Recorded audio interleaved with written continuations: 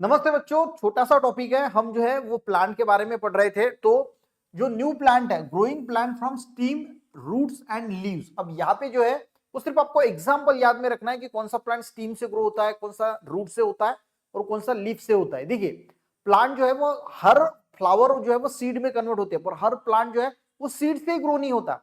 आपने देखा होगा कि आपकी मम्मी जब किसी के घर में जाती है तो किसी की स्टीम को जो है वो किसी का जो कोई जो पौधा होता है उसकी जो हम फांदी बोलते हैं वो तोड़ के लाती है और रेनी सीजन में घर पे लगा देती है। तो वो नया प्लांट जो है हिबिस्कस यानी जो जासवंत होता है, तो इसमें आपने देखा होगा कि एक टुकड़ा जो है उसका तोड़ के जमीन के अंदर डालने के बाद जो है वो ग्रो हो जाता है। वैसे चाफा का जो फूल होता है ना, चाफा, वो भी वैसे ही डाला जाता है।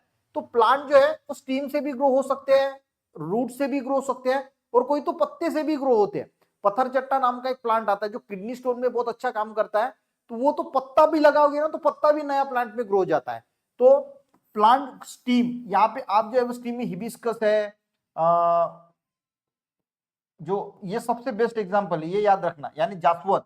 उसके बाद जो पोटैटो होता है, जिंजर होता है, ये भी जो है वो स्टीम से ही जो है वो ग्रो किए जाते हैं। तो आपको याद रखना है सिर्फ एग्जांपल, ठीक है। उसके बाद रूट से, यानी जो कैरेट है, रेडिश है, ये जो है इसके रूट अगर आप लोगे और वो अगर डालोगे तो नया प्लांट जो है वो इसमें से भी ग्रो हो जाएगा।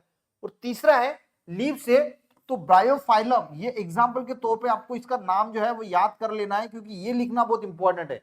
ये ब्रायोफाइलम जो है ये कॉमन एग्जांपल है जिसके पत्तों से नया प्लांट जो है वो ग्रोथ होता है।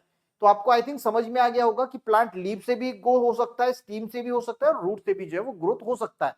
तो छोटा सा टॉपिक था कि प्लांट जो है वो सिर्फ सीड से ग्रो नहीं होते, तो स्टीम से, रूट से और पत्ते से भी जो है वो ग्रो